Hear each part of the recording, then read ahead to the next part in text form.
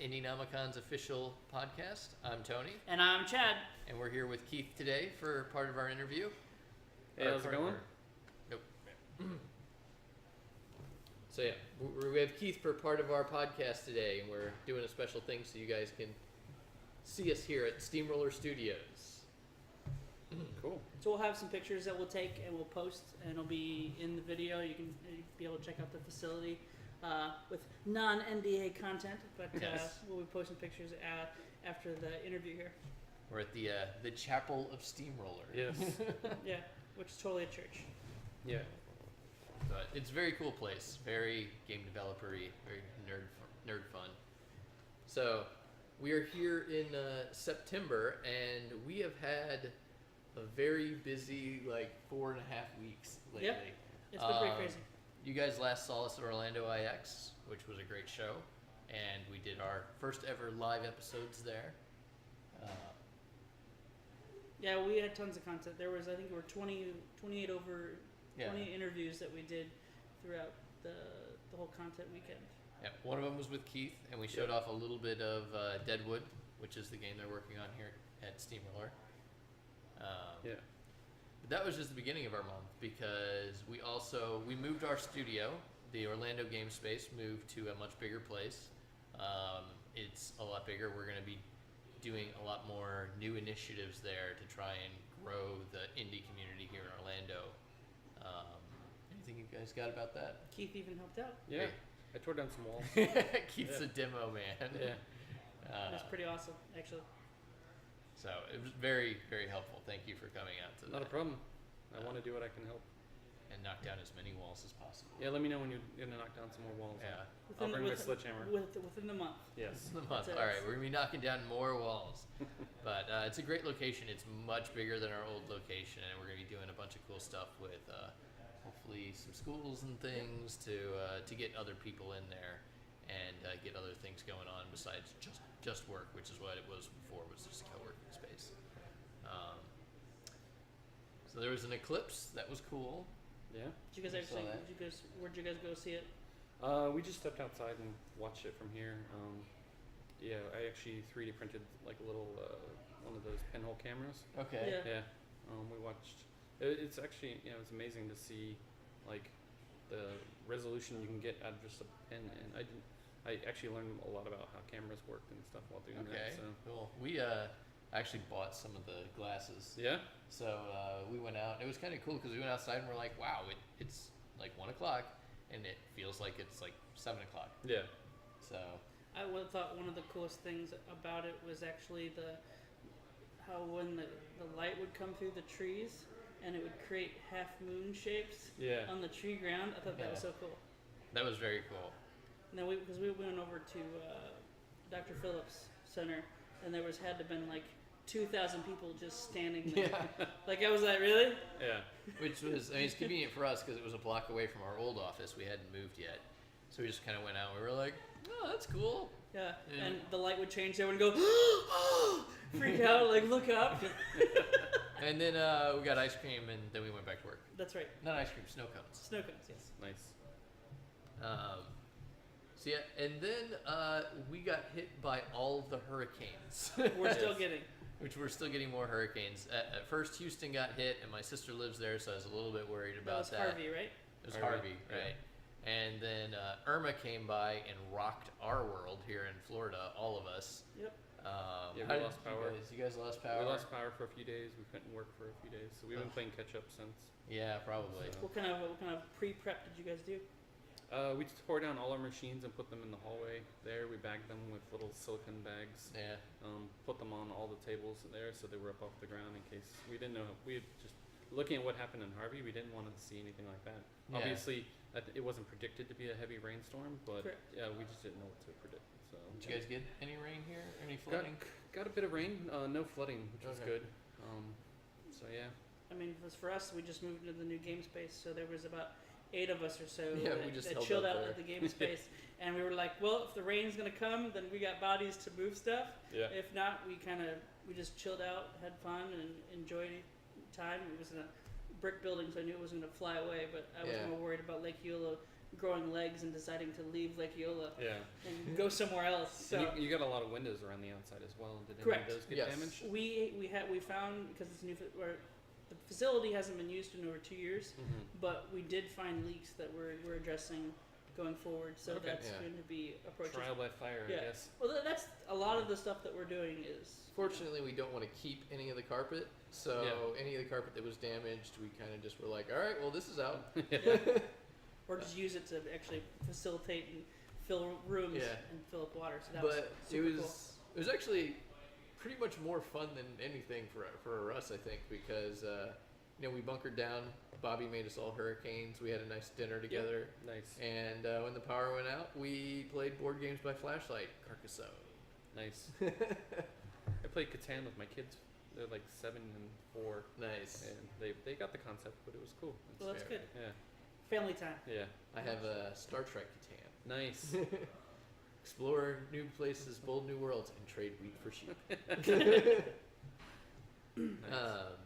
So then we had a couple of releases. We definitely want to put a shout out to Neptune Flux, which is Yep. released on the PlayStation 4. If you guys saw our last podcast, we actually interviewed Nick. Yep. So check that out. Support your indies as always. Destiny 2 came out. I'm not much of a Destiny guy, Have you but played it yet? everybody else appears to be. No, I'm not a Destiny guy either. Some of the guys in the studio are just like nonstop with that game. Yeah, Kyle and I forget the intern's name. Nick. Kyle and Nick are just like, 302.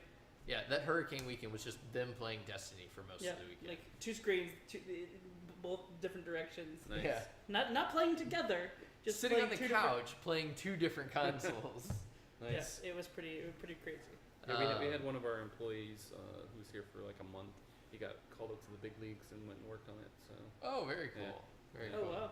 Nice. Marvel's Capcom Infinite came Yeah, out. that just got released. Yep.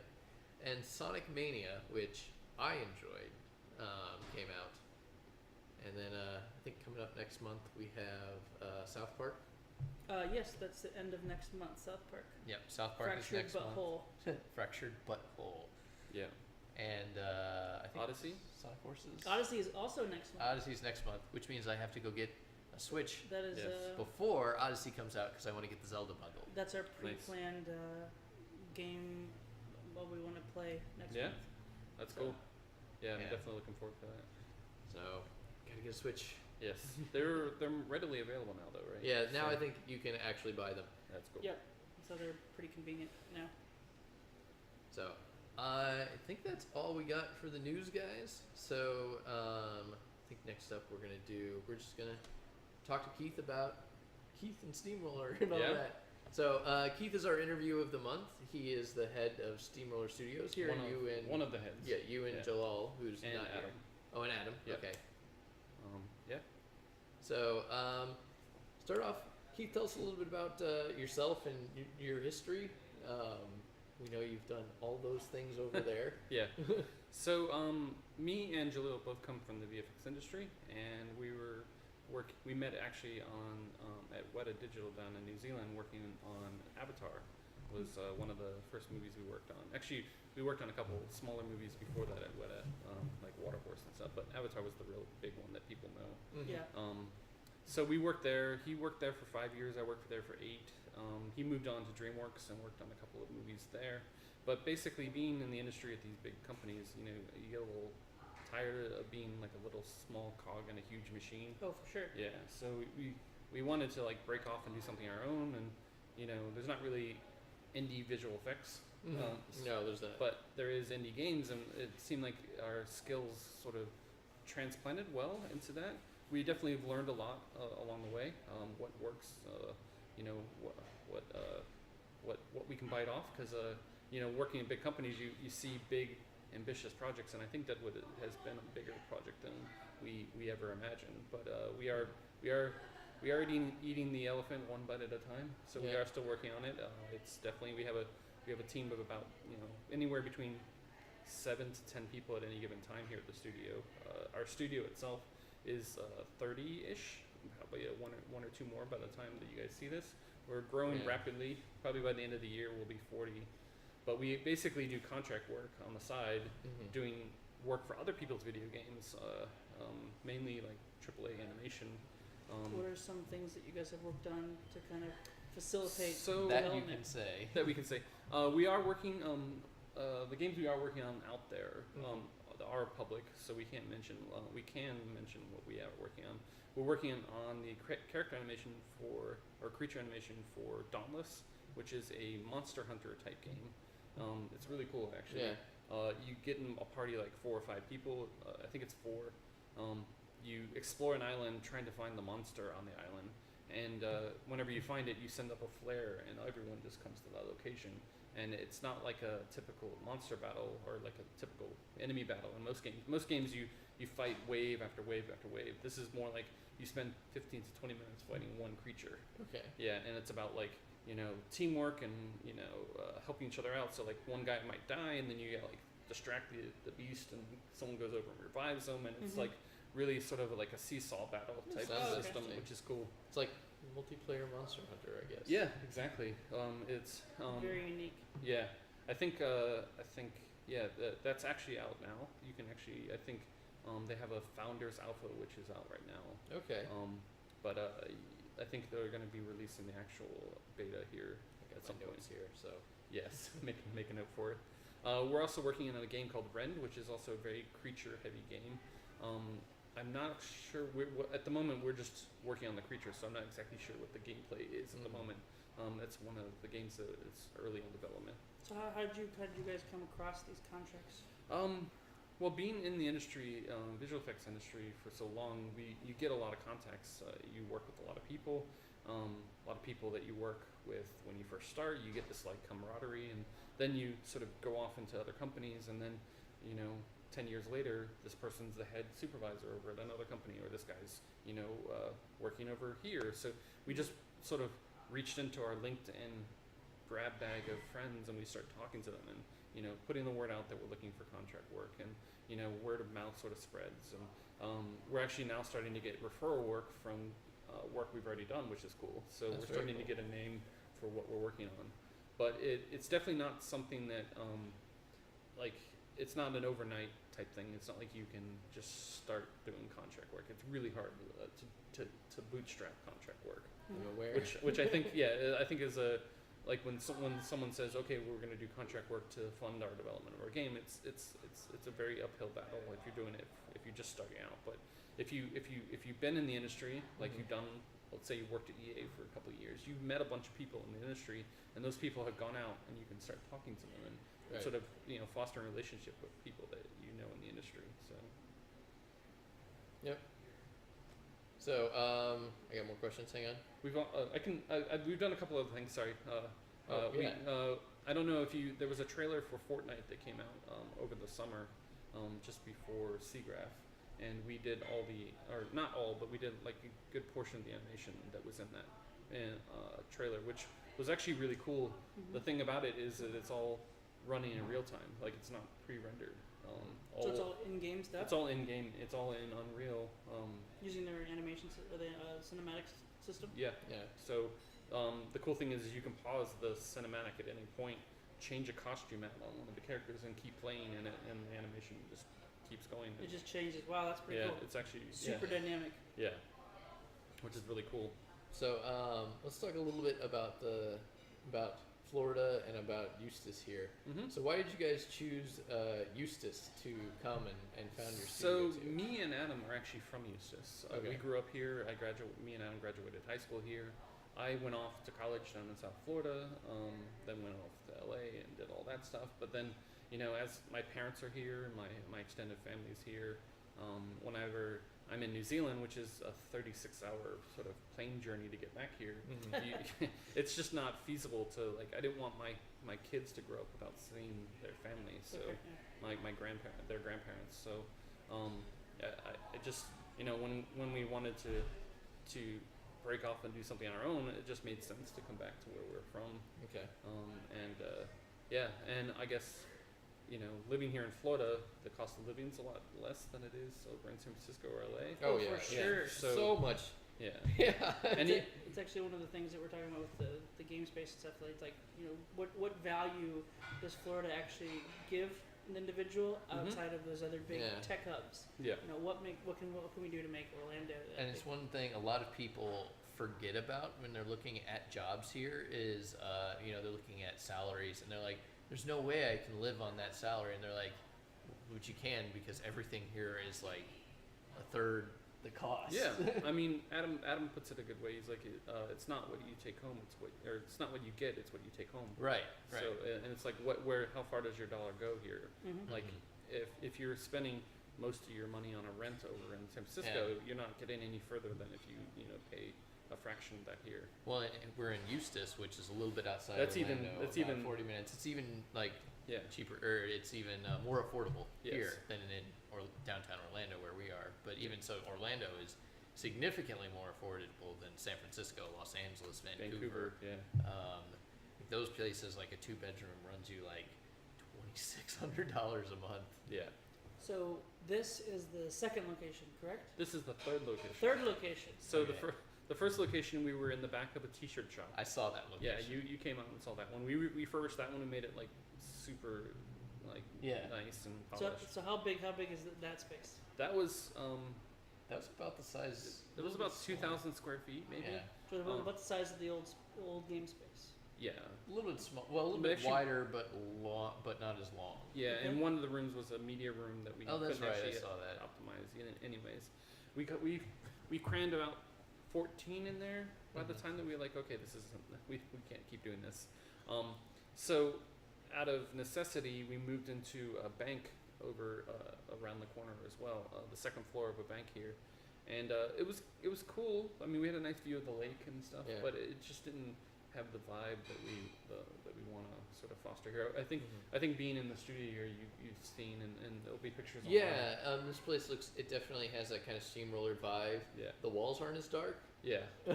Yeah. You guys like dark walls a little bit, and wood paneling, which is a lot of wood in here, so that's very steamroller. A lot of wood floor. We like industrial feel. I think the next Yeah. building we go into, whether we rent another place or we build someplace, I think we're gonna definitely go Warehouse. from more of a warehouse industrial like brick wall type feel. Yeah. But yeah, This is super cool. Like, give a bunch of crap, outside, but once you literally walk in the front door, it just opens up and you go through different areas and it feels very, old school, and you get the more housing type things. Yeah.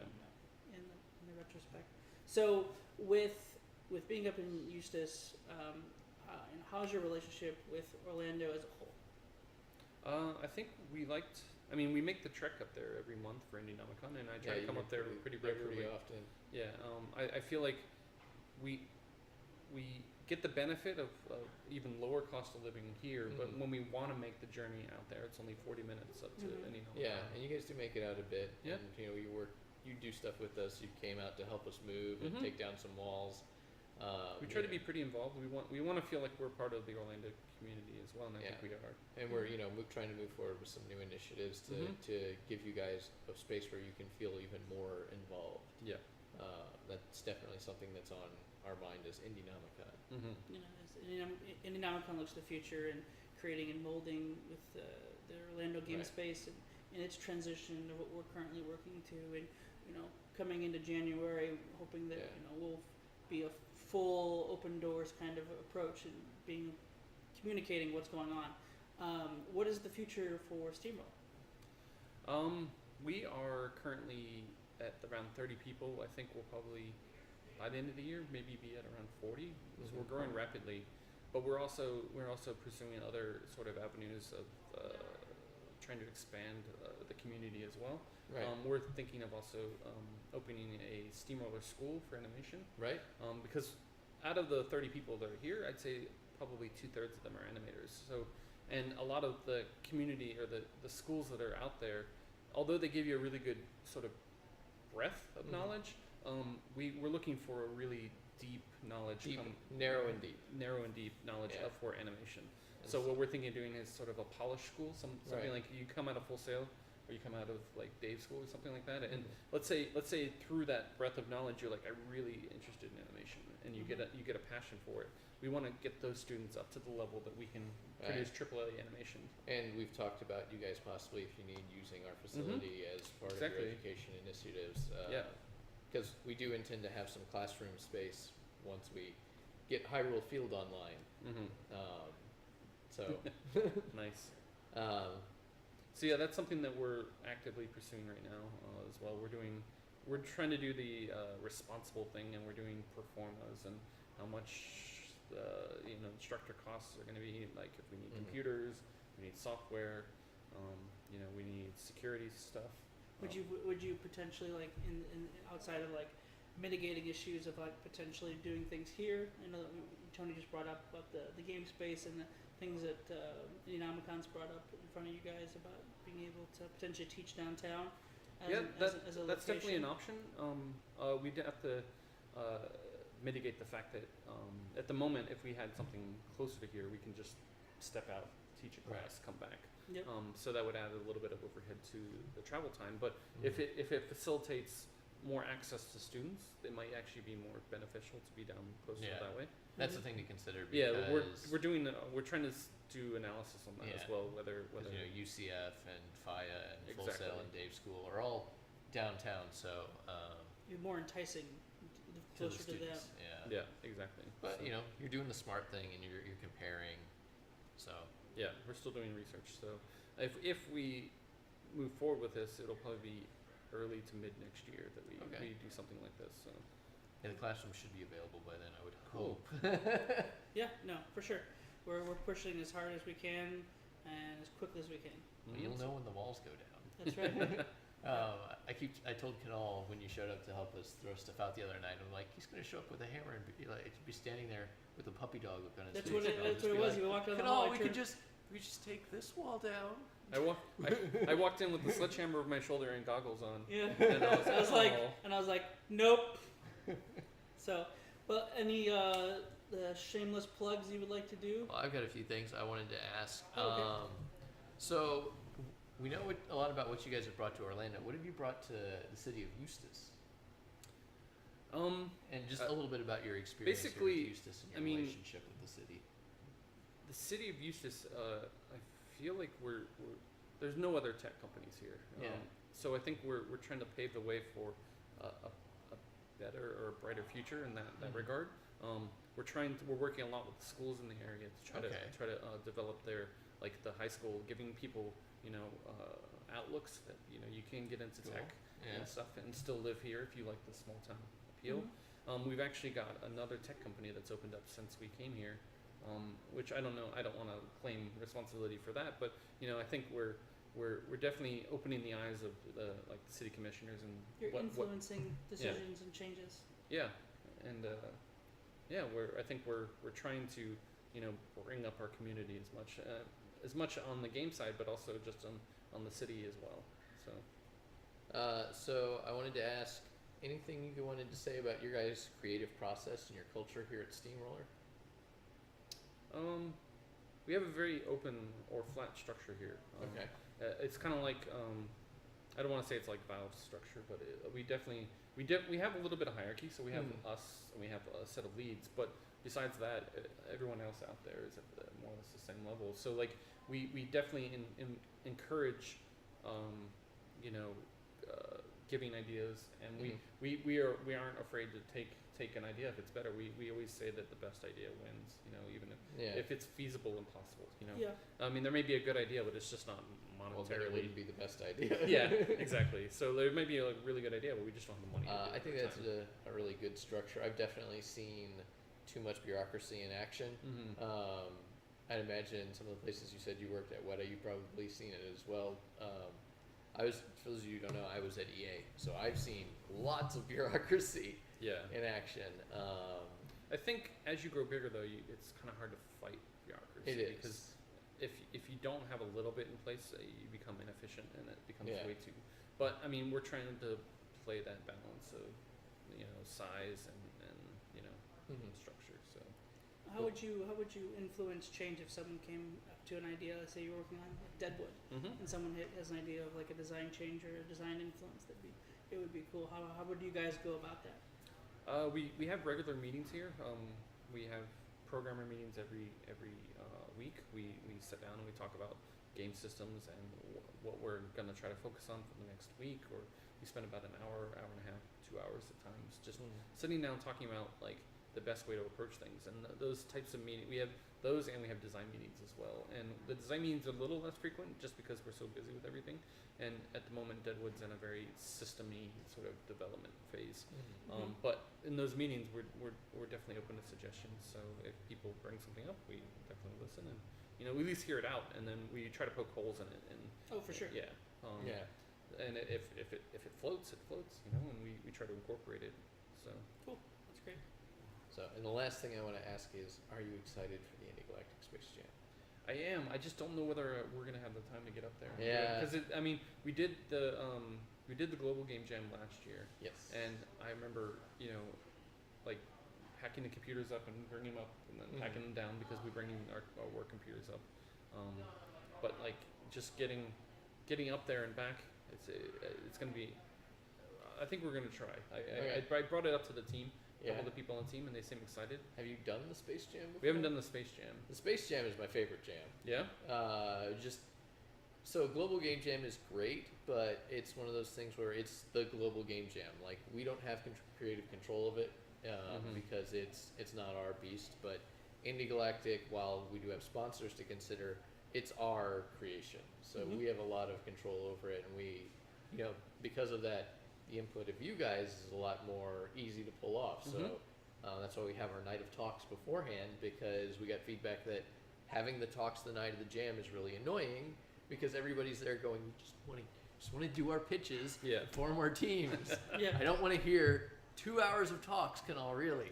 I think the talks sound cool because it might spur an idea that you weren't thinking about. So we have some speakers that we have come out the night before the talks begin. I think that's at the where's it going to be at? The talks are this year going to be in the alley, downtown Orlando. Okay. And then just any alley, or is there an just a alley. Just a random. Okay. We're partnering with Orlando Tech and Beer. Okay. So they're doing the first section of their event, and then we're segregating into our space, launch the talks. Okay. And then the second half, the actual jam is going to be at Dave's school, which is on the Universal backlot. That's correct. Is it tricky to have an event at Dave's school? Because I know whenever we've gone, we have to go through security. You just with all of that, there's a list. So for the people who purchase tickets, you're put on the list, and then that's given to security, and it's a lot easier. But if you're not on said list, it gets a little funky. I'll be honest, it's a bit of a pain trying to get through security. But you gotta have patience. Yeah. As long as you have patience. But they don't have like any problems with anybody bringing computers or anything. That hasn't been an issue. they don't like scan everything. No. Okay. Yeah. But they do like. They'll take like a certain time in the week. Okay, we're gonna check all the cars to make sure you don't have a bomb in here. Yeah, random checks. They'll pick a car like, pull to the side, and the camera. That did happen to me, and I was like, okay. Yeah. And they're like, okay, you don't have a bomb, and it's like, I know. I could have told you that. I'm not interested in blowing up the Universal. So is it on their green stage? Yes. Okay. It's on their green stage room. At least that's where it was last. Well, so the green, their green room is like a portion of it. We use it in certain pieces, but they facilitate, put a bunch of tables inside their area. Okay. So, the Space Jam is usually a little bit bigger than the Global Game Jam per attendance. Right. Just because it is a little So more.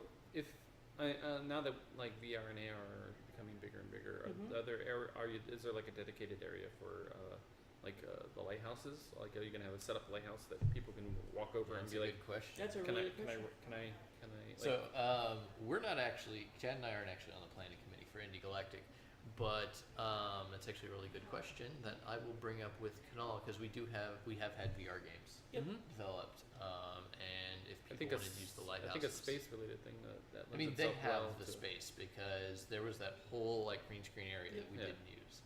So they definitely have the space to do it. So that's something I'll bring up with Kunal next time I see him. Yeah. Tony and I will most likely be a part of teams and influencing some games this time around. Yes, I look forward to joining teams at Indie Galactic every year, and I try and join a minimum of 2 teams because I like to multitask and get the development experience. So what is the timeline on it? Is it a weekend, like Saturday, Sunday thing, or is it just Saturday? Pitches are Friday night. Nobody ever develops Friday night. We just do pitches, form teams, and kind of like get base facilitate planning the design. in. Which we encourage. Yes. Okay. And then everybody goes home. We force everybody to sleep.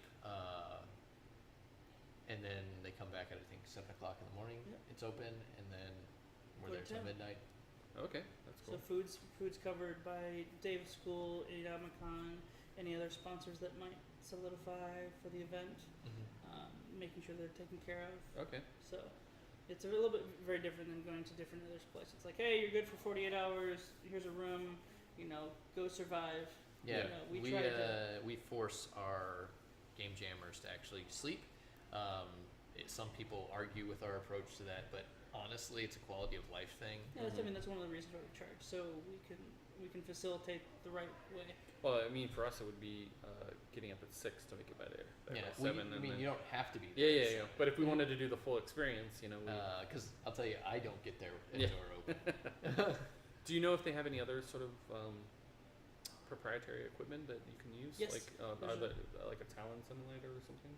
I'm not sure what kind of things are going to be available, but anything from the Dave School that you can utilize. So there's like a 3D print room. There's an audio recording facility. There's the green screen you can utilize. There's cameras and stuff that they have. So it's kind of similar resources to what's at the Melrose Center. Okay. But a little bit more easier, I believe, in retrospect. Okay. Yeah. Because the amount of people that are dedicated to it are much grander than something at the Melrose. Even though when we're there, we can utilize the facilities too. So that brings us to our next topic, our next segment, our dev talk. So we were going to talk about, I think we officially put the name down as Game Jam Mojo. But this is sort of some strategies to be successful at a game jam, some like prototyping and scoping and sort of that thing. And we invited Keith to be a part of it because when it comes to prototyping, strategizing, and scope, Yeah, we've learned the lessons the hard way. So we all have. yes. So what are some pros and cons you can think about making quick iteration changes on something? Well, I think one of the most important things is in a game, particularly, is getting the mechanics down.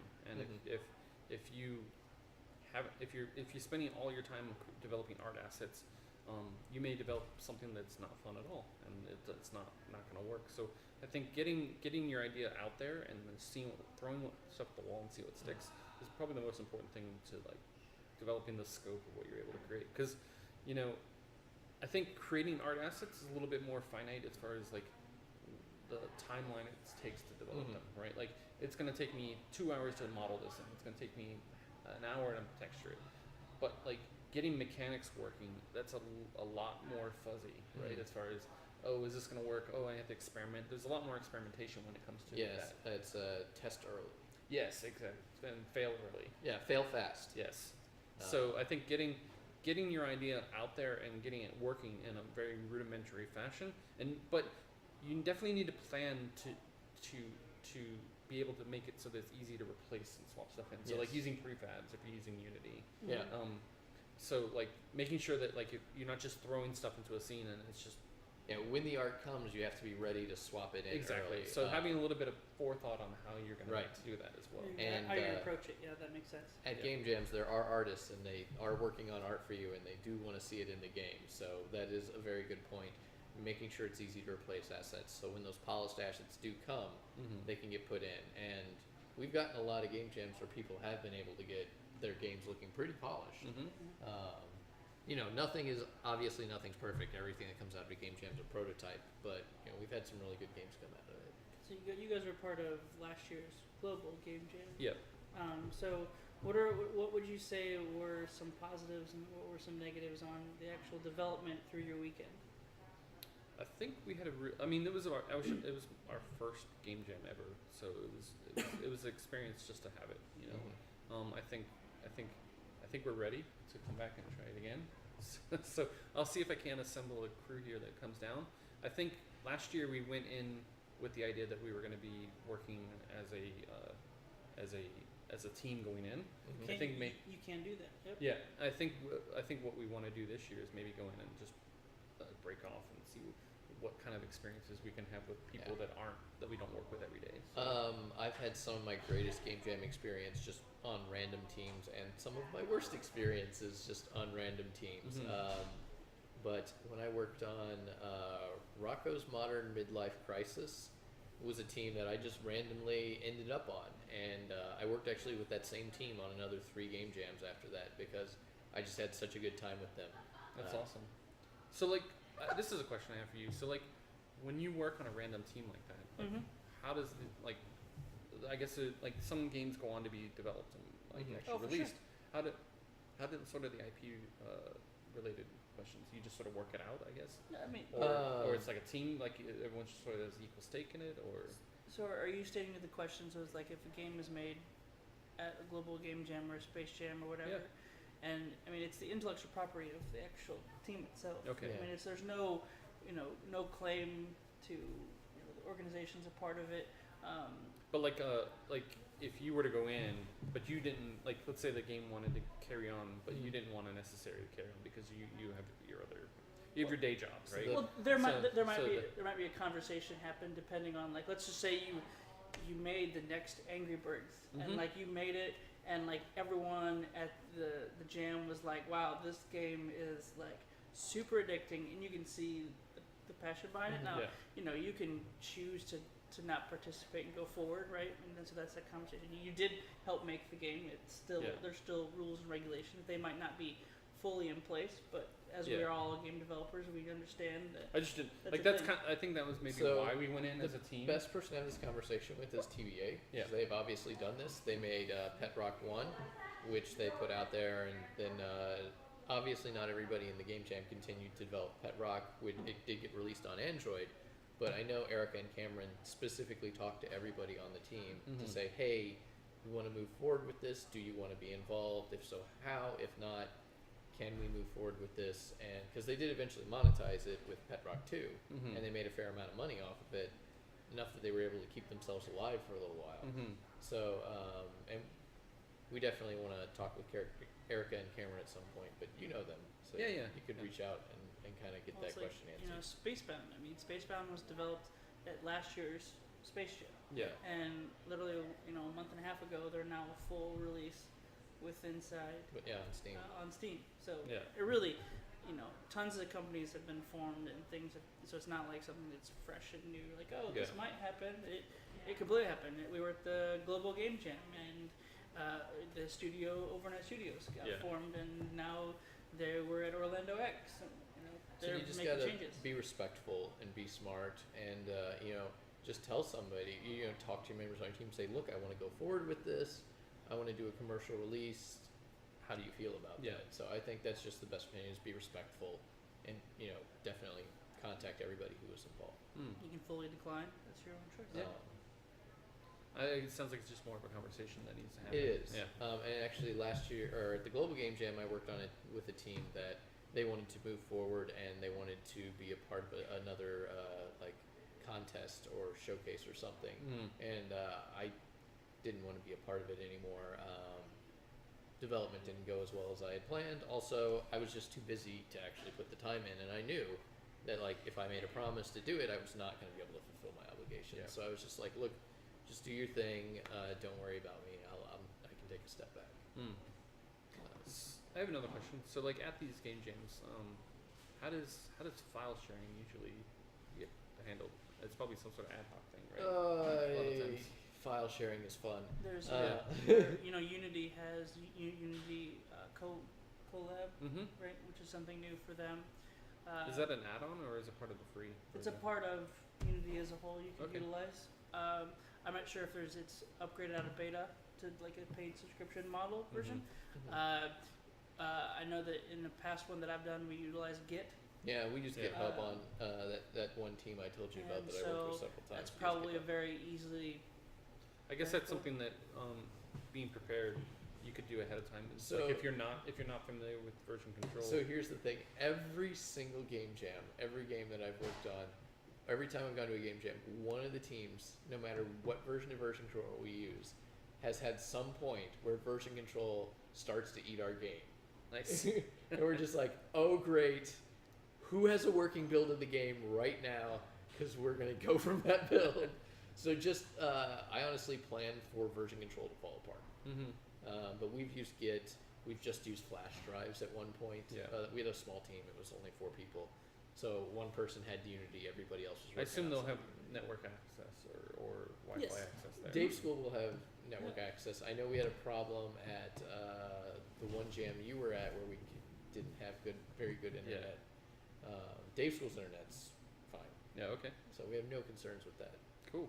Yeah, but we do our best with try to facilitate as many issues that might arise and get it squashed as quick as possible, because it's not just 4 people, there's 100 people trying to do the same thing. Yeah. You know, so make it as smooth as possible. Yeah. So I wanted to talk a little bit about scope.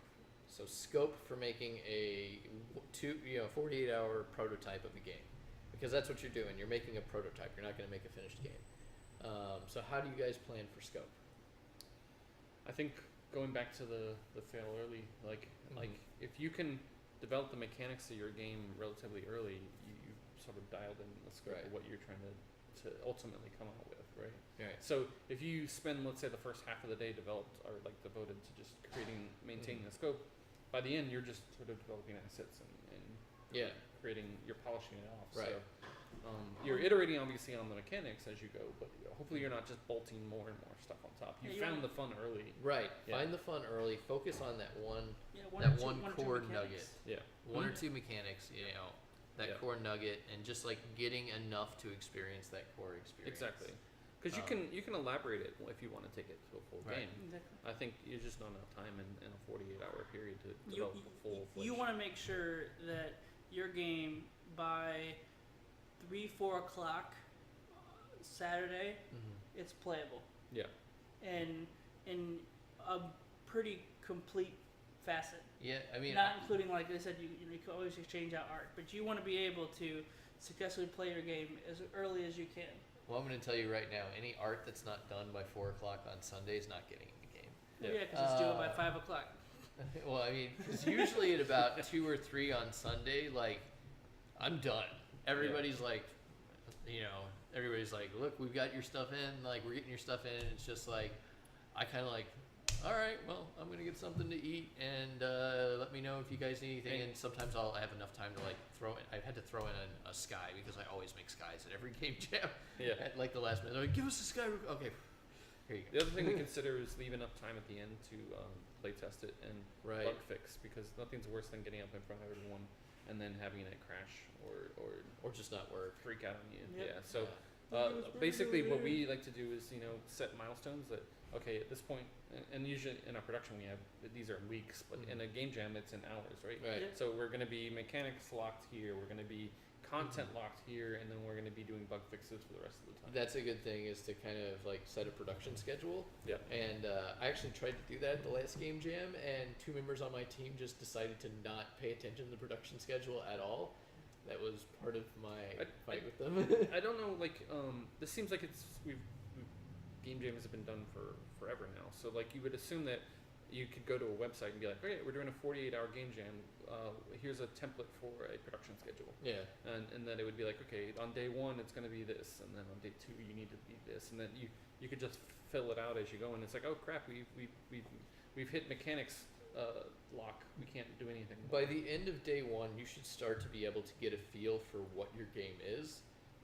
At the end of day 1, that's when the mechanics should be starting to fall in place. You should be getting some preliminary art into the game. Mm-hmm. It's not going to look polished yet, but usually some of the art starts to get into the game at that point. So at day 1, you should be feeling pretty confident in your game at this point. If not, you're in a bad place. There's also certain things that you don't want to bite off too much. For sure. You probably don't want to do a multiplayer game that relies on a network or complex AI or. I mean, you could also. You might be able to bite off one of these big things, Yep. but if you're going to bite off one of these big things, I would make your game about centered around if That it's a piece. multiplayer thing, then make that what the mechanics are and how they. We work made together. 8-Man Button Jam. It was a multiplayer game that used 4 controllers for some reason, but 1 button. No, I'm talking about network multiplayer. Oh yeah, no network multiplayer. Yeah, you can do. I've worked on local games for multiplayer. months when we've never gotten network multiplayer to work. No. Yeah, that never seems to, especially like when we did the game jam, we were trying to use that as an opportunity to learn UNet or what is it UNet? Sure. That's a great. I mean, game jams are a great place to try new things. Right. Yeah, it's kind of like a Pixar short, right? Like the early Pixar shorts was always like, okay, we need to learn how to do feathers. Okay, we're gonna do the birds one, or we need to do water. Well, or we need to do. They they picked one aspect of, okay, we want to learn something new. Let's use this as an opportunity to do that. Yeah, that's why I actually join multiple teams usually, is because that way, if one team fails, I still feel like I got something out of it, and I encourage that because we should never be afraid of failure. Learning comes from failure. Mm-hmm. It's something as a teacher, I'm a big proponent of that. Like, don't be afraid to fail because your best lessons come from your failures. Yep. And if you're too afraid to fail, that means you're not trying, you're not learning because you're not trying And things. if you succeed on the first time, you never really know if you did the best work, right? Right. Yep. Or you don't know, you have no comparison, right? So you may spend time noodling with something that didn't actually need any. Yes. Yeah. Valid. Got anything else? No, I think it covers my Cool. points. So that that's all we got on game jams. Hopefully you guys will come down and join us for the Indie Galactic. We had some good games come out of the global game jam last time. Mm-hmm. We all love Tiptoe. You've seen Tiptoe. Mm-hmm. Yep. So Tiptoe was great. They're overnight studios now. I loved Hysterio, which was a rhythm-based game, and Word Fail. Do you remember that one? Mm-hmm. That was the one where it's just a guy walking around in an art gallery and he yells at art. So he yells things like, "Too much negative space. I have an art degree. I'm not inspired." And the art goes flying. And then we have the one that was right behind us at Orlando IX, Copycat. Yes, yeah, that was so much more polished at Orlando IX. Yeah, It looked great. They were kicking butt at it, that's for sure. Yeah, that was David's game. They don't have a name yet, They'll but get the one. studio's great. So yeah, but my friends, we still just randomly quote Word Fail when we're like out drinking. Nice. Gotta have fun. So, any shameless plugs you'd like to tell the webverse? No, I think like we're just plodding along here. Yeah. So Keep an eye on Deadwood. yeah, I mean we do Deadwood Twitch streams every week. Okay, yeah, check we that out. we missed the hurricane week and we missed the following one because we didn't have power, and then last week or this week we were a day late. So usually it's Tuesday at 3. This week it was Wednesday. We usually put a notice out if we're going to be late or miss it or Yeah. so. The game space was out of power for 4 3 days. 4 days. Full Sail lost it for a whole week. Nice. We didn't have class, so we're scrambling to try and make it up. It's a nightmare for students right now. It's a nightmare for the teachers. It's not Yeah. good. But Keith, thank you Cool. Definitely. for being a part Thanks of the for Replaycast. Awesome. We've got a couple more segments we're going to add into the Replaycast, guys, but this is it for our time at Steamroller. Cool. Thanks for coming out and joining us. Thanks for All right. coming out. Talk to you guys later. Hello, everyone, and welcome back from your messages break. What's going on? Welcome back. All right, so we're going to talk about some reviews about some of the games that have come out. Where do you want to start, Chad? I think the game that you were playing a ton, actually, would be a great start, actually. So Chad knows I was playing a lot of Sonic Mania. On our last podcast, I actually took the counterpoint to 2D Sonic, even though I love 2D Sonic, because I do think there's a lot of value in 3D Sonic and especially Sonic Generations.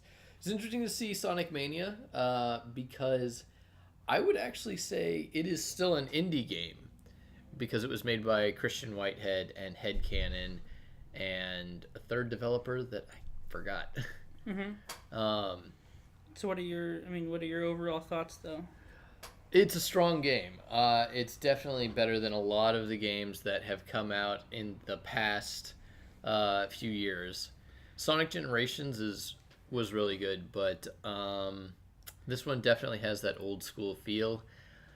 It's a little strange because it hits that uncanny valley where it gets so close to where the old Sonics were that all the flaws kind of like come out. There are some new levels, and I think the new levels are very good, but I think just color-wise, I feel like they're just a little bit behind Sonic, 2D Sonic in its prime back in the heyday. What do you mean just below, like the colors? What do you mean? Just the color selection and the way the palettes are driven for the levels. Like when I play the new levels, I'm like, yeah, this is good, but it doesn't feel like Sonic 3 good. Are the levels scattered? Like, or do they, here's a chunk of new levels, and then you got old long chunk levels, and you got new levels, and then Yeah, they're kind of broken up a little bit randomly, because you'll be like, oh, here's a level from Sonic 3 that's been remastered. Oh, here's a level from Sonic 2. And like it actually, they do a Sonic 1 Green Hill. So I started Green Hill, which is a critique of mine. Stop giving us Green Hill every time. They do Green Hill and they do Chemical Plant. Then after that, they do a new level, and then they do a Sonic 3 level. And then they just keep kind of like going in this sort of random routine. And the newer levels, while I think they're still very good, like I just hit that feeling where I'm like, man, you guys just need to work on your color a little bit, and you'll be there. You'll be right there. Boss fights as well were a thing where it's like, man, some of them were just lame. Some of them were really good. But I think that they need to work on... bringing it up a little bit. Working on their boss design a little bit. Because some of them were just kind of like, whatever. Another critique that I was actually talking with Derek, our office manager, about is they have some sort of story going on. They have animated cutscenes in between the levels like Sonic 3, but they clearly wasn't finished because the end of the game cinematic comes up and there's a certain benchmark level that some people, or world that some people remember from some of the past Sonics, and it's in the final cutscene and you're like, that was a thing? Were we there? Overall, it's still really good. You can get a lot of the classic Sonic feel. The level design is top-notch. Like, the level design, they're great at level design. I'll give them that. The advances in the puzzles were pretty good. And it was Sonic, Knuckles, it was all good. It's a little bit weird that they add Knuckles in so you can have him as a playable, like, second character alongside Sonic, but only in no save mode. There's a lot of features they lock behind no save mode for, I don't even know what the reason is. It wouldn't break the game. The final boss, once you unlock all the Chaos Emeralds and you get to him, is definitely a letdown. It was nowhere near as good as the final bosses in Sonic 2 and Sonic 3 and Knuckles. So, but overall, I still think it's a really good game. I hope Sega continues to release more 2D Sonic franchise games developed by Christian Whitehead and Headcanon Studios. I will certainly buy them.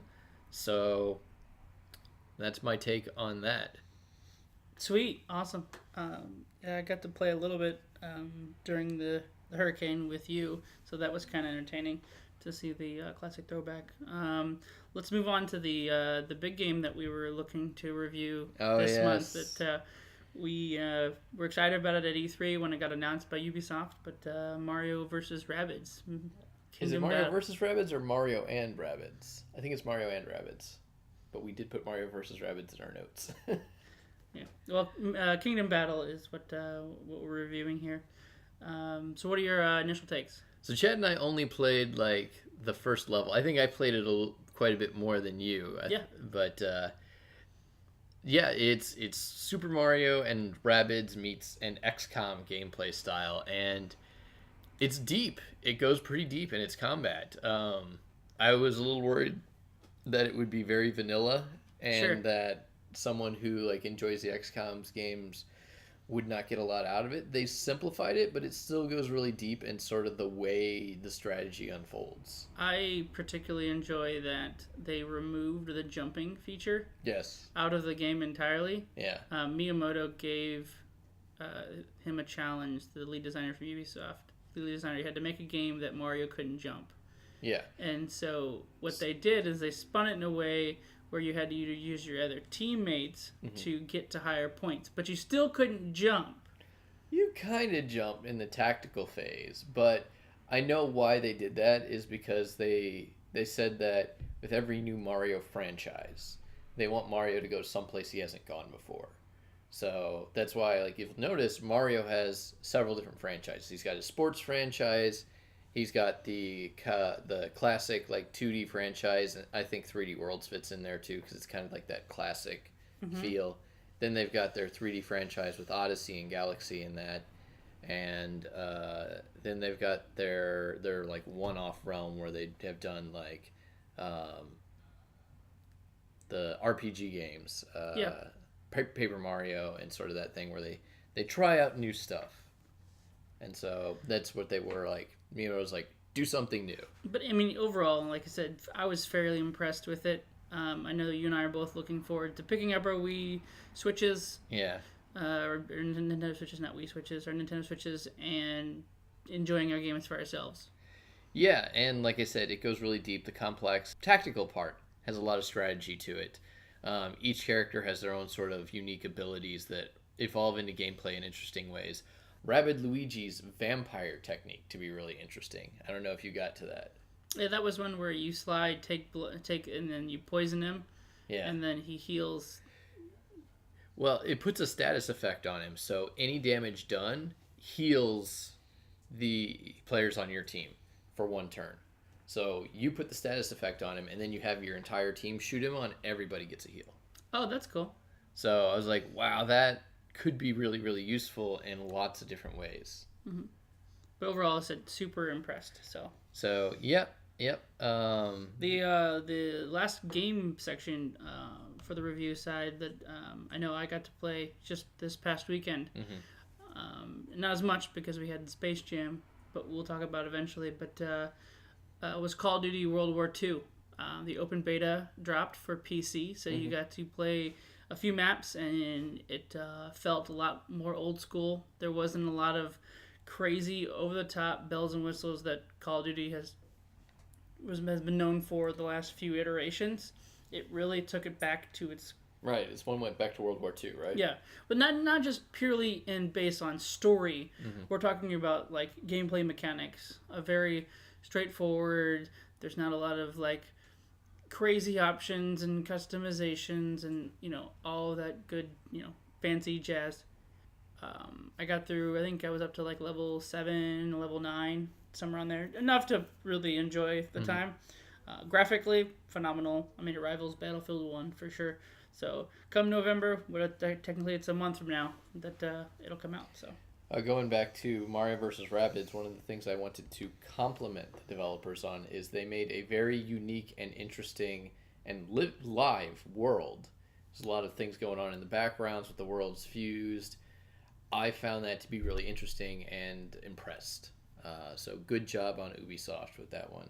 And good job on, like you said, Call of Duty, bringing that up. Sweet. And now I think we'll go into shows and movies. Yep. So let's start out with Defenders. Okay. I saw Defenders almost right after the last podcast. It was pretty good. I really liked it. I will admit that it seems like Marvel doesn't know what they're doing with the Iron Fist. He is definitely the weakest character of the four, and he's supposed to be a character that's naive but quippy, and they're making him very, for people who've seen Iron Fist, he's the same as he is in Iron Fist. He's very whiny. Yeah. He is sort of naive and, like, not wise of the world, and they kind of started him off good in Iron Fist, and then he kind of got to this kind of, like, whiny, sad, hurt puppy, and they just kind of left him there. Like, he needs to be more confident. He needs to kind of have that more kind of humorous quippiness that he does in the comics, I think. And he needs to actually know Kung Fu, which everybody's been saying. True, that's valid. But the rest of the characters are all good. Daredevil is front and center.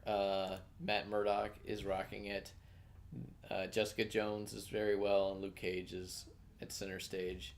There's one particular hilarious scene where they all show up at, like, a fight, and Daredevil's wearing his costume, and Luke Cage and Jessica Jones just kind of, like, look over at him like, what's he wearing?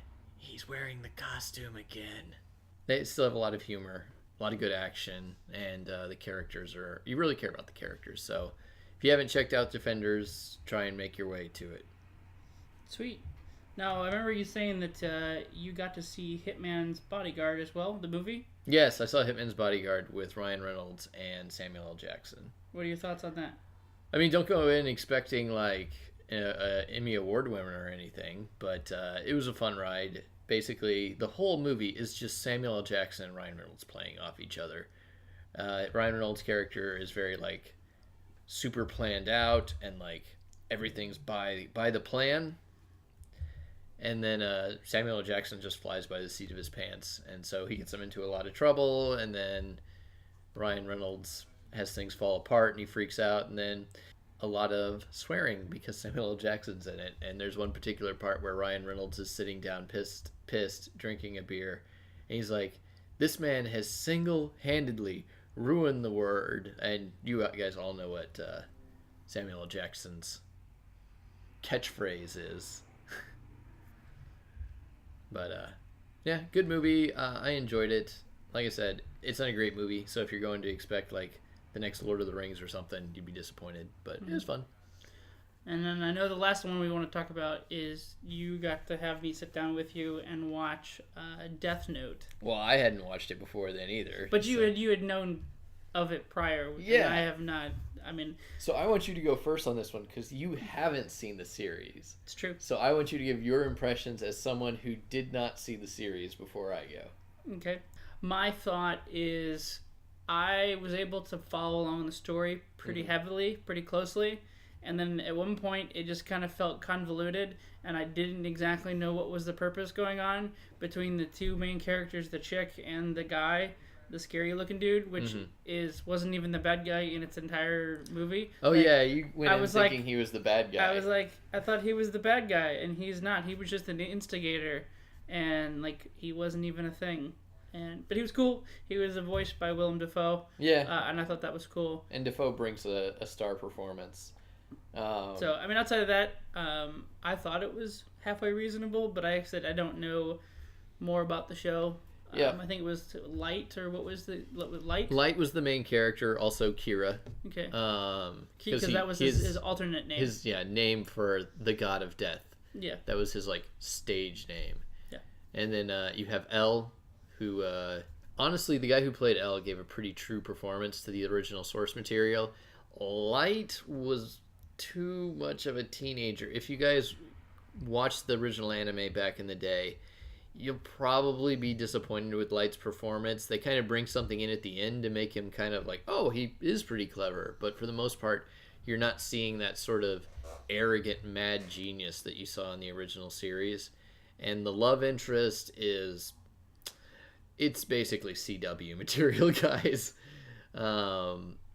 That was a little bit hard for me to watch with the girl, but there's some interesting stuff.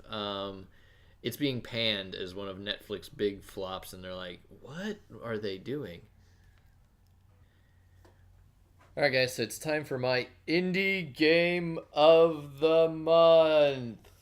I recently finally got around to playing Shovel Knight, which is a fantastic game by Yacht Club Games that some of my friends out in California have been bugging me to play for a year. I think it's been out for a year, so I played the first DLC, or the first version of the game, and then Plague of Shadows and Spectre of Torment. And how many DLCs were there?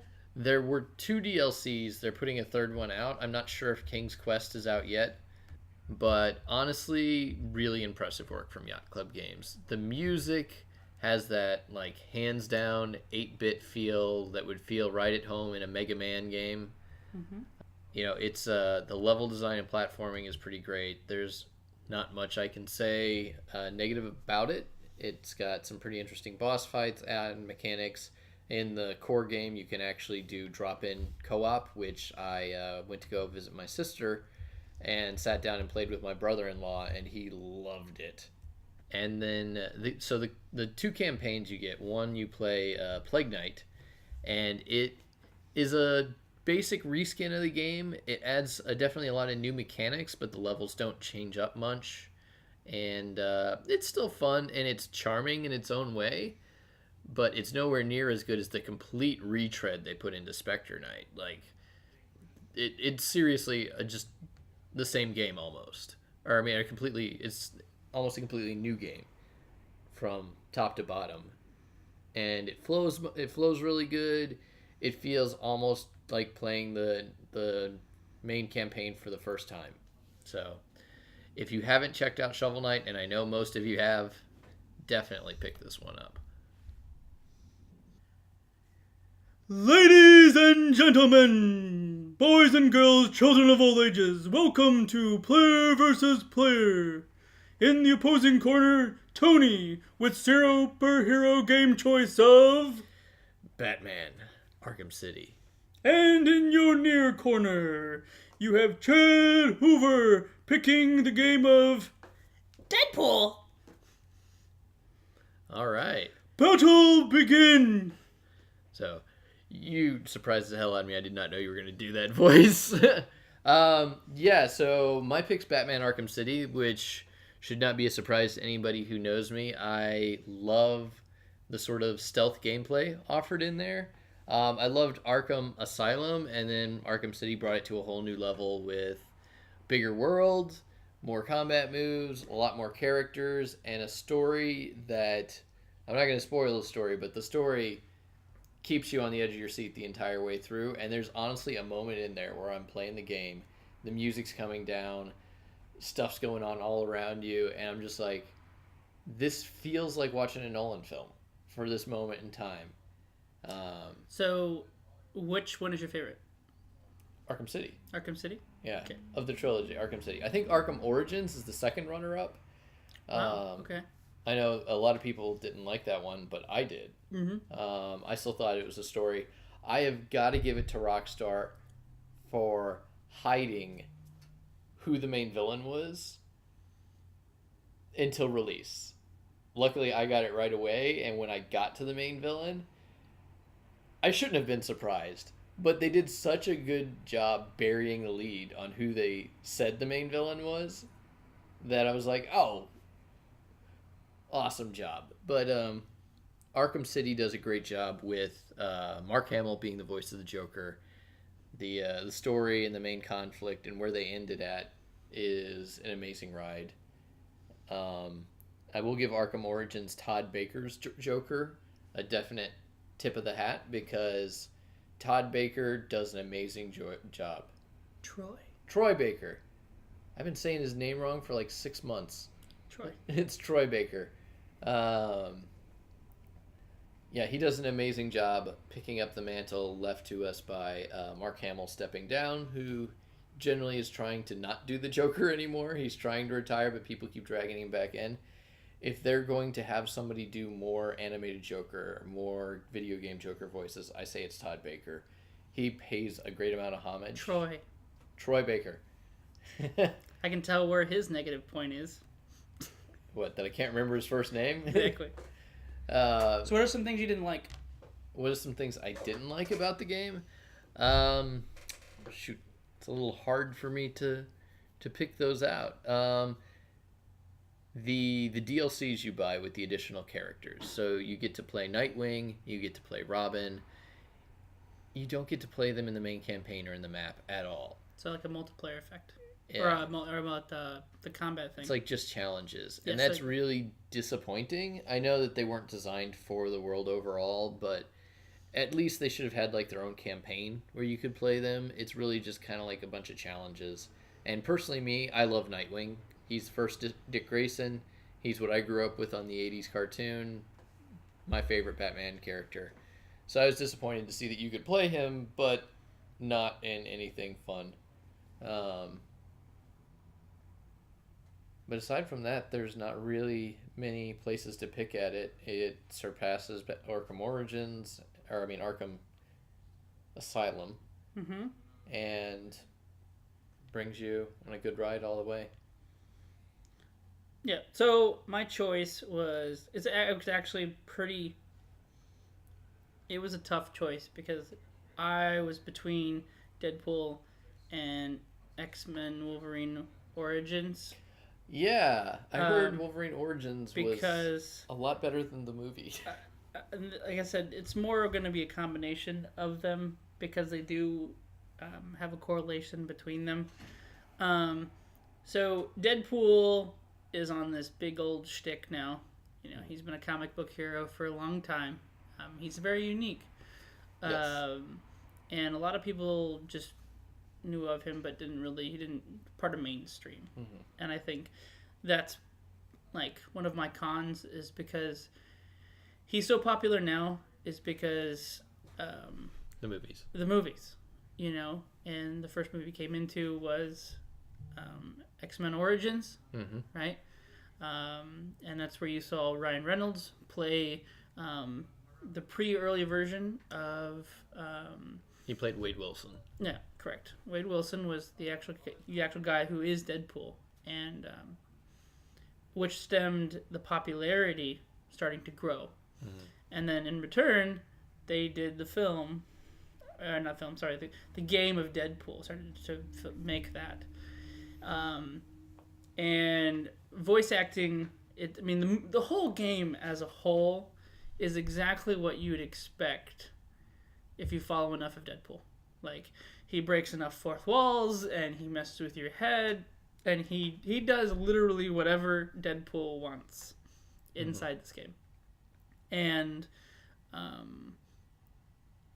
the reason I chose it, besides X-Men, because the only real positive about X-Men Origins with Wolverine is the fact that you saw the movie, correct? Mm-hmm. I saw the X-Men Origins movie. Right? Yes. You know how like really horrible it was. It's pretty awful. There was not like an ounce of blood in the entire film. Oh, yes. Okay? But all of those ounces of blood that you would have expected to see in the movie were in the game. Oh, that might be. Okay? So Wolverine, the game was bloody as all get out. Like, As a Wolverine story should be. exactly, that's what it should be. As we saw with the third Wolverine movie, where there was a lot of blood, and it felt like a true Wolverine story. A lot of people loved it. So I can see why that's a good critique. But I'm just saying, like, for the most part, pre-going into this, I knew that I wouldn't say I had a losing battle, right? But I had to pick something that I knew that had a lot of value, because I knew I expected you to pick Batman, so I knew I couldn't pick Batman. So I was like, I needed something that fans loved, fans like played comparable. A lot of people didn't give Wolverine the chance of day, and they should, because they just expected the most movie-based games aren't very good. Yes. X-Men Wolverine Origins is probably within the top 5 ever. So for those who listen, dig out your 360, go get yourself X-Men Origins, Wolverine, play it, please. Okay. Any critiques on the game? Either of them? I'm a big Deadpool fan. Yeah. The positive is because I really felt that they really encompassed Deadpool as a whole. Mm-hmm. I mean, you can nitpicky because of his language and, his tone and that type of thing. Why are you playing a Deadpool game? Exactly, that's the point. I mean, some people have different values and beliefs and that type of thing, and so you can push from that point. Mm-hmm. But it's not a character that falls underneath that category. So yeah, I actually did think of a critique of the Batman game while you were talking about Deadpool and Wolverine Origins. The Riddler challenges do drone on for far too long. At least it wasn't as bad as Arkham Knight. Yeah. I didn't even get them all in Arkham Knight. I did get them in Arkham Origins. You're right. Arkham Knight, you got a cool costume. But it was painful. I do like the Riddler choices in the first game more than I do the second and the third game, because the first game, it never told you where they were. You had to go find them. Yes. Right? And the second and third one, they're like, it's over here, and here's your clue. Yeah, you somehow get... Oh, you interrogate people to get all the Riddler trophies. That's in the first one. No, that's how you get them in Arkham City. You interrogate... The locations. Yeah, to get the locations of the trophies. Yeah. I don't think that was an option in the... The one thing I do like coming onto your game is that I like Origins. In a way, it has my favorite character, which then made an appearance in Arkham Knight. But Origins is way too buggy for me, because it wasn't made by Rocksteady. It was made by WB Games. Is the fact that the Mad Hatter was a villain. As a B-rated villain in Origins, but he made a bigger appearance in Arkham Knight. He was in Arkham City too. No. Yeah, he was just a little bit. He was not. There wasn't like a thing you could go do with him. Yeah, it was just like one little like battle. Yeah. He had his own like subset in Origins. Yeah. I think it was a part of a DLC, like the villains with Killer Croc and all that Maybe. in Origins. Yeah. And then he was a playable segment, or he was a followed segment. I remember Origins had the Mr. Freeze DLC, and Mr. Freeze is my favorite Batman villain, so I was glad to see that. But yeah. I think, it was in. No, I thought he was in the core game. No, Freeze has his own DLC that's like its own complete like own part of the game. It doesn't even. It's its own campaign. Then who do you fight inside that freezer and you walk around inside the events? That's in Arkham City. That's what you're talking about, though. I was talking about Arkham Origins. Oh, okay. Sorry, I have two of them that I guess I was talking about. I was like, somehow okay. Origins snuck its way into my Arkham City review. I was like, I'm pretty sure that was the fight because I remember him having a conversation. His fight was really actually his fight is better in Arkham City than it is in Arkham Origins. Because he's like, here, Batman, you take this duel. You do go better than I will. Yeah. But well, cool, awesome. That concludes battle. Bada bada bada. Bada bada bada. Bada ba ba ba ba ba ba ba ba. Bada da da da da. Woo woo. Bada da da da da. Woo woo. Welcome back from your commercial break. We are going to talk about the nostalgia throwback. Let me guess what we're talking about, Chad. Whatever we're going to be talking about today. I think Super Mario. If you didn't guess by the intro, guys, we are going to be talking a little bit about Super Mario, kind of in honor of the upcoming Super Mario Odyssey. So we're going to actually start off by talking about some of the games kind of as they evolved. The first Super Mario Bros. Most people forget about this one. And in fact, I thought about it until Chad and I sat down to actually do this little segment of the podcast here. The first Mario Bros., which came out before Nintendo. You're thinking about Super Mario Bros. Right now when I'm saying this. I know you are. But I'm actually talking about the original Mario Bros., which I believe was an Atari game. I first encountered it as a kid in the arcade in the Pizza Hut where I grew up. It's just a little game where you're like on pipes and there's these crabs and you gotta knock them over and kick them. I don't even remember what the full objective of the game was. Then we get to the classic Super Mario Bros. That everybody remembers from the regular Nintendo. And after that, we have Super Mario Bros. 2, which has a bit of an interesting story. A lot of people know the fact that the Mario Bros. 2 that we got here in the States was not the original Mario Bros. 2 in Japan. In Japan, the game that we refer to as Super Mario Lost Levels was the original Super Mario Bros. 2. What we got was actually a game called Doki Doki Panic, which was actually a game that Miyamoto created as part of a festival in Japan. It was created around these 4 unique mascots as part of the festival that were the main characters that eventually became Mario, Luigi, Toad, and Peach. So he created that entire game for like a festival because he's just that awesome, and Miyamoto can do that and sit down and be like, okay, here's a game for a festival. They didn't port that one over to the US because a lot of people they didn't port the original Mario Bros. 2 over to the US, the Lost Levels, because it was so similar to Mario Bros. 1 that nobody really cared about it. So they instead reskinned Mario 2 and ported that to us. After that, we got Mario 3, which I think is one of your favorites, Chad. Yeah, so I got a Nintendo when I was 5, and it's probably one of my biggest gaming memories ever.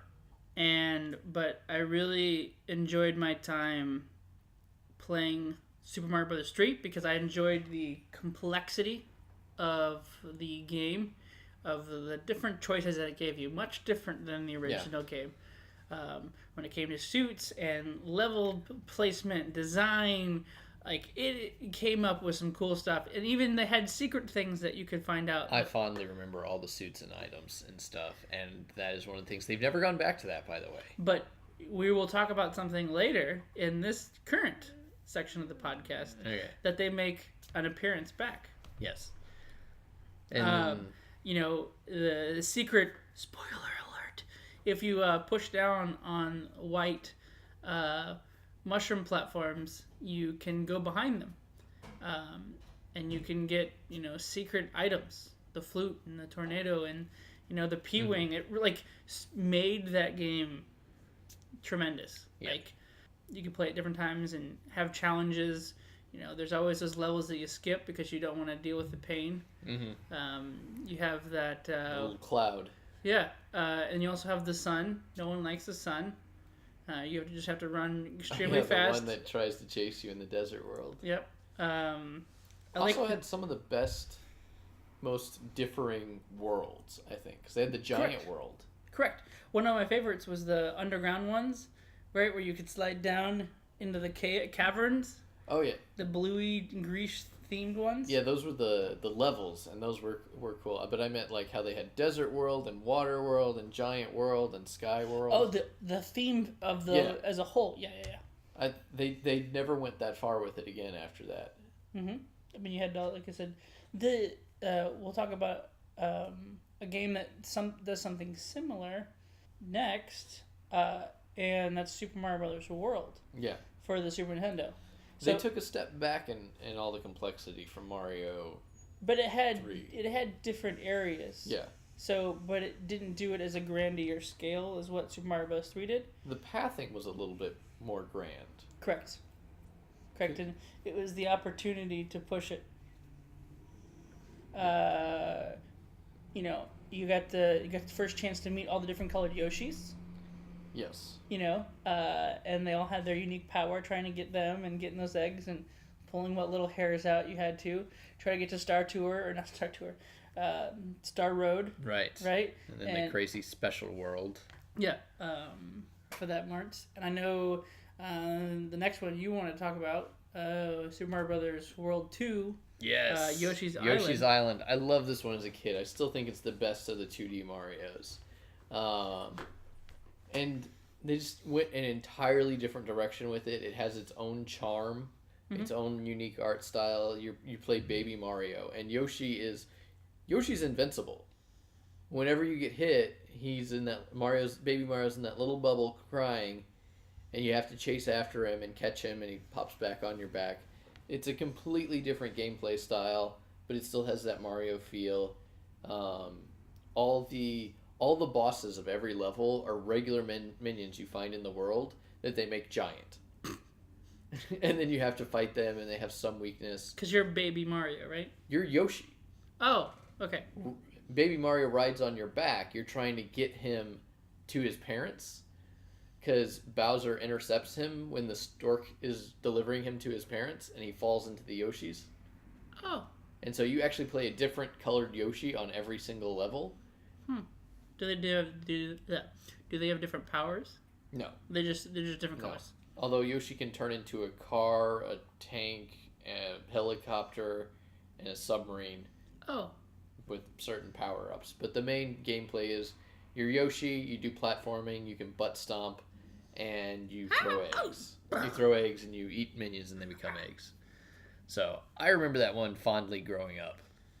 And the next game we're going to talk about in this timeline is probably one of the most expensive and rare games to find. You'll never get a sequel to it either. Yeah, because it had two companies come together that, well, we kind of see them work together, kind of. But that's Legend of the Seven Stars. Yes. Kingdoms. Super Mario RPG, more or less, is what people call it. Yep. I believe it's actually called Super Mario RPG. The Legend of the Seven Stars or whatnot. Turn-based, old school style. Yep. You had your Mario moves. It's not like we were talking about Mario Rabbids like before, where Yeah. they have like guns and stuff, but it's actually no, it's Mario and doing Mario-y type moves. Still an amazing amount of skill to pull off the combos correctly, and it feels very rewarding. Gino rocks. Yeah, I know. I mean, you even got it's the I think one of the only very few games Mario and Bowser are on the same side. Mm-hmm. Yep, Mario, Bowser, and Peach, they rock it. Something very interesting about that game and how it has a very interesting underlying message of like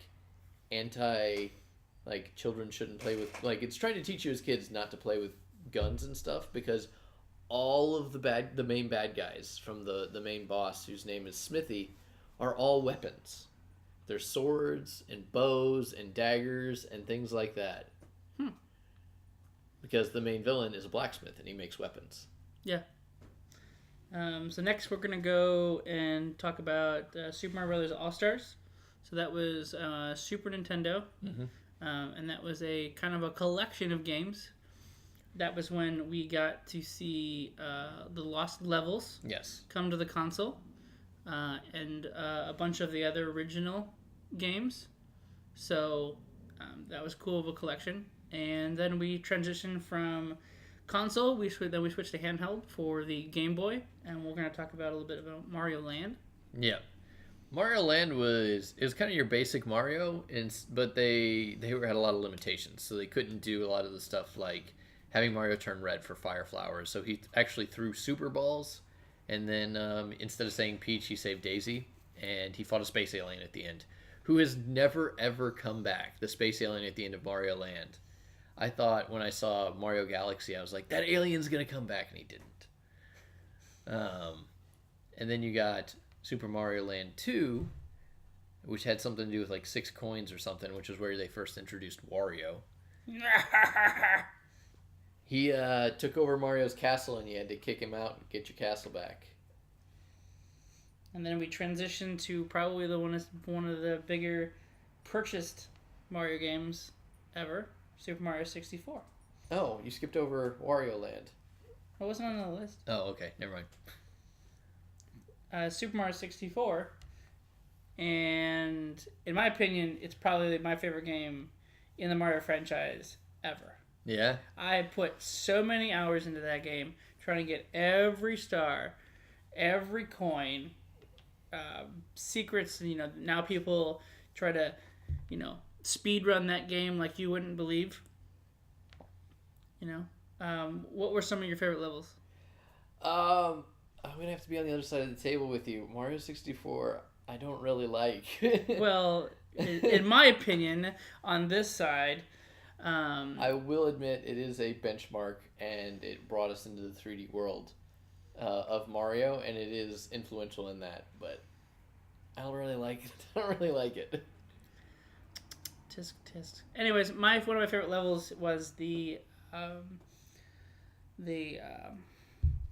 underwater world, where you got the snake and you had the pirate ship, and you had to go through the long tunnel and you get into that oversized big world, and you had to figure out the puzzle to go through the center of that tube. Okay. It's one of my favorite levels. It's closer to the end. I think it would have been Dire Docks, maybe. Yeah. So then we'll transition. So with the popularity of what happened in 64, right, we transition to the GameCube, and now we get Super Mario Sunshine. Which I actually didn't play. Yep. I hear it's great, and I probably should play it, but I haven't played it. But here's where things get kind of interesting, because here's where Nintendo starts to fragment the Super Mario franchise and develop different SKUs of their line, like sub-franchises. Yeah, they started it briefly in 64, but it was just a test market. Yeah, But well, now, that was them trying to evolve Mario in a new direction. correct. But now we're on the GameCube, and it's whew, Yeah. separated. For sure. So we start to get, which we'll talk about later, but we start to get a 3D representation of the classic 2D Mario. Mario Sunshine, which is evolving the 3D franchise of Mario, following up on Mario 64 and evolving that in the direction it's going to continue to go. Yep.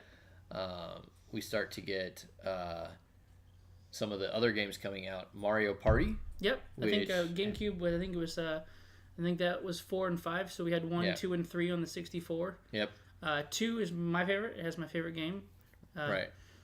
And then we have the sports franchise, which started with Mario Kart, and Mario Kart was the only one in the sports franchise for a little while. But it started on the Super Nintendo. Started on the Super technically. Nintendo, and then on the 64 was when they started spreading it out a little bit. I think we got Mario Tennis. Yeah, we had Mario Tennis. Yeah. Then on the GameCube, we got Mario Strikers, which I love.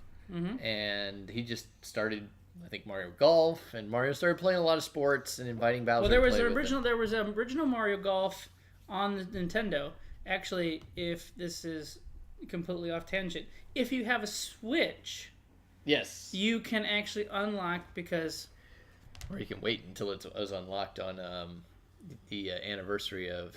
no, it's you only get it on his death. Well, he already died. Exactly. Yeah. You have to set it to that date. Yes. That's the only way, and you have to do his move. You have to do this. You have to do that? Okay. Yeah, it's not like you just go to it and select it. I just thought on his birthday it unlocked. Or No. on his death day. Correct. Not the anniversary. anniversary. It's the day, month, and year Oh. with a gesture, and you'll unlock Mario Golf. Anyways, complete tangent. Spoiler alert. That guy's a cool guy. I can't remember his name off the top of my head, but he's worth talking about later, too. The owner of Nintendo before it became Nintendo. So then we're going to like I said, we're talking about sports titles. We were talking about Mario Sonic, Mario Kart. We were talking about the Strikers, and we talked about golf. Mm-hmm. We got to the Wii. We did Mario Tennis. Right. And I think, on the Wii, that's when Mario Galaxy came out, which is one of my favorites. But I don't really have much to say about it other than it was freaking awesome, and I loved it. Yeah, Iwata did a really good job at his work. Yeah. And so now we start to transition. Now we have the evolution of the handheld. Now we have the DS and the 3DS. Right. So we now enter a world of Paper Mario. Right. Paper Mario, which unfortunately I never played, but I hear great things about Mario and the Thousand Year Door. I mean, just picture Mario, kind of like a semi-openy world, but it's all hand drawn. Mm-hmm. Very interesting art style. You travel into the next evolution of the 3D games, which we now give 3D planets and going around about. Yeah, that's Mario Galaxy. We are in Super Mario Galaxy. Interesting. It's interesting enough that that's one of the few versions of 3D Mario that got a direct sequel. Did you know that Super Mario Galaxy was actually supposed to be on the prior console, but they couldn't handle the I did not know it was supposed to be on the GameCube. Going around the planet? They couldn't take it. Yeah. So they put it on the Wii instead. Okay. True fact. But yeah, it's interesting. That's the only one where they looked at it and they said, "There's more that we can do with this concept," and did a direct Super Mario World 2. And Super Mario Bros. 2 or Galaxy 2 is actually more well done than the first game. Yes, it is. It actually got more respectable reviews. It was better. I like the fact that you were kind of traveling around on a world ship as opposed to the hub world. I never liked the hub world, and that was one of my criticisms of Mario 64 is I'm just in the same place the whole time. I don't feel like I'm exploring the world anymore. But you were dealing with the castle. Yeah. Whatever. Jumping into paintings. Critical person. So next we want to talk about the last generation's stuff. So we have Mario Maker. Yes. Right? It made a rendition. So it was now individuals like yourself and me. We can make our own Mario levels and challenge the community because we can make levels that are ridiculously insane, hard. Yes. Complexity doesn't make any sense how it's feasible. But they through did mechanics. throw this in eventually that you actually have to be able to beat your own level for it to go live because people just made levels that were flat out impossible. And then Nintendo's like, all right, no, you got to actually beat the level. Yeah, but I was just saying to your point, some of those levels are intuitive and fun. I played a level where it was I was Mega Man and Samus and Link. I know you could do that in there. Shoot. Yeah, it was interesting. Then we're going to talk about, I know that this is something big for you, was New Super Mario Brothers. Yes, so I hate the title, but the New Super Mario Brothers is Nintendo going back to its 2D roots after going 3D with Mario 64 and Mario Sunshine, Mario Galaxy. They went back and they released a 3D version of the classic 2D platforming gameplay. And then they did the New Super Mario Brothers 2 and the New Super Mario Brothers 3. Wait, I don't think it was the New Super Mario Bros. 3, but they did another one, and then eventually they stopped doing that, and then they started doing Super Mario Bros. 3D World. And I think that that's the evolution of the New Super Mario Bros., the 3D World games, because they still have the same sort of gameplay, just in faux 3D. Like, it's kind of top-down orthographic. It's different from the mainstream Marios. That's why I think it's its own franchise with the New Super Mario Brothers. So just the way it kind of evolved, I was like, I see what you're doing here, Nintendo. And I think it's very smart that Nintendo's doing this, fragmenting the Mario franchise into different sub-franchises that allows for different styles of gameplay. And if we're lucky, if we're real lucky, Mario Rabbids will become its own thing too. Its own line. Now we're going to talk about Mario Odyssey. Okay. Did you like that Switch The reference? Switch reference. I was like, what's he doing? Snap. So yeah. I know we're both looking forward to this. It comes out technically in a couple weeks. Yeah. This podcast you'll probably hear just after its launch. Yes. You know, we wanted to take a few moments of time, talk about our thoughts on this game. You know, you're hearing it just after its launch. Mm-hmm. I know both of us are looking forward to playing it. It's gonna be a long month. I think you more so than me, but I can tell that I'm more of a 3D Mario guy than you. So I loved Galaxy. I really did. But anyway, what are you looking forward to in Odyssey? I'm not really sure. I'm gonna try it out. I think it's interesting they're bringing back Pauline. So what are some selling points then for you? Some selling points. There's not a lot. You're going around the world. You're exploring new countries. That's interesting. It's not as big a game to me as it is to you, Chad.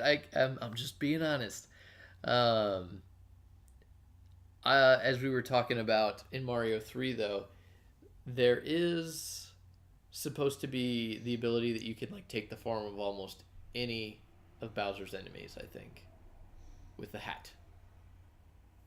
And that's interesting because that is going to really up the complexity because it's going to give you a lot of different abilities, hopefully.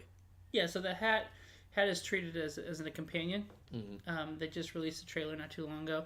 So you can take over enemies, like you were saying. And you can inherently take their abilities. So whether you're Bullet Bill or you're a Koopa, you know, it really different. Each one does changes. You even become a T-Rex at some point, which I'm interested to see at that gameplay, which they've not. They show you be a T-Rex, but that's it. The worlds look awesome. You know, I know that you weren't a fan of the humans. I wasn't. That was my major criticism. In New Donk City. I'm like, what the heck? You got like high fidelity humans and then little cartoon Mario. It doesn't. Yep. Which is in New Donk City, which is Donkey Kong City. Yeah. You know, we travel around in a giant hat. Right. A hat ship. Yeah, and you collect energy moons instead of stars this time. I thought that was amusing. I'm like, oh, they're changing it up. But you know, you get to change your costume plenty of times. There's multiple different ways you can do it. You can wear old costumes, like you can wear the original golf outfit. You can wear the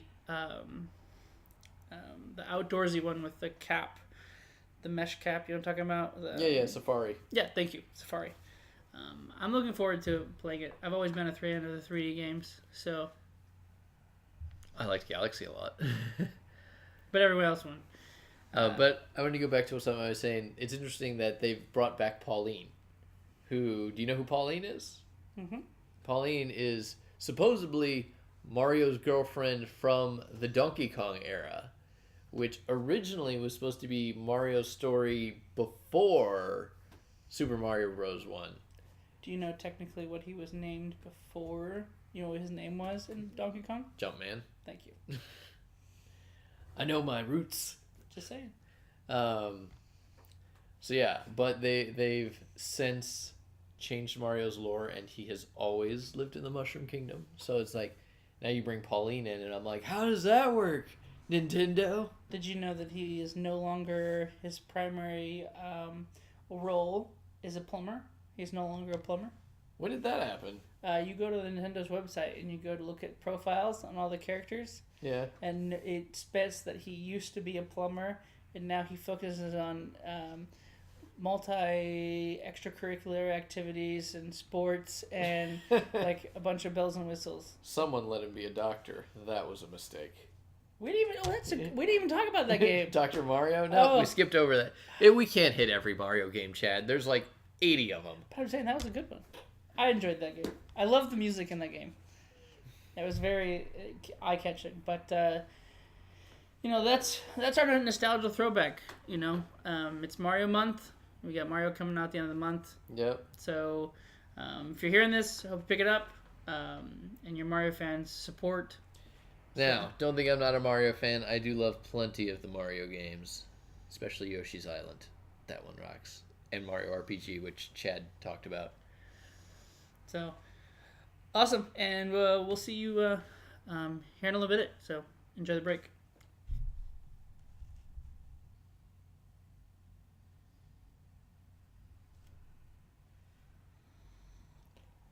All right, guys. Thank you for coming to see the Replaycast. We had some pretty good stuff this time. We got to see Keith, our buddy out in Eustis, and we talked a little bit about the upcoming Indie Galactic Space Jam, which we're all excited about. What about you, Chad? We talked about our favorite superhero. Yes. Superhero game for the Threw last. me for a loop. I was surprised with that. Good picks. Last generation. I was in a losing battle. I had to pull You had something. to not pick Batman. Like, I couldn't put Batman. I just assumed that you were going to do it, so it was a good assumption. We talked about the evolution of Mario. Yes. Where it's went, where it's came from, where it's going. So, looking forward to that. But all right, guys. Hopefully, we'll see you on the next one. This will be after the Indie Galactic Space Jam, so we'll have some space games that we'll be talking about. Excited to see those. Mm-hmm. Before I do end up, I do want to make a couple soapbox jumps. Okay. Take a look on Facebook. You can watch the live stream of us during the Space Jam. This will be about 30 days past the Space Jam, but right. Definitely take a look at those. Everyone worked their butt off at the Jam. You were part of 2 games, so that's awesome. Thanks to the Dave School for having us being able to house the facility and do the game jam for the whole weekend. So that's awesome. Shout out to Space Florida. For sponsoring the Space Jam for the last 3 years. Yeah, and then they're gonna keep coming back. I mean, we're making the show bigger and better every year. Right. That's super impressive. We have all of our content preliminary to this. So if you're listening to this, this is first on Patreon. So we want to thank you, Patreon subscribers, for supporting us as we start down this journey. Share our content with other Patreon subscribers, because it's going to be exclusive to you 30 days. Then you'll be able to share it with the rest of the world and get them to be fans of the Replaycast. Yep. Thank you for participating in Patreon. Share our Patreon campaign, please. It makes things like this continue to go forward as we're progressing into the new future for IndieNomicon. Yes. Big changes. We have the new space, the game space, our new office. Yep, which we'll talk about soon enough. But we're recording it here at the new game space, which is our new office. That's pretty much it. Support Patreon. Take a moment. Support IndieNomicon. Support your indies. That's right. Go buy that Cthulhu shirt.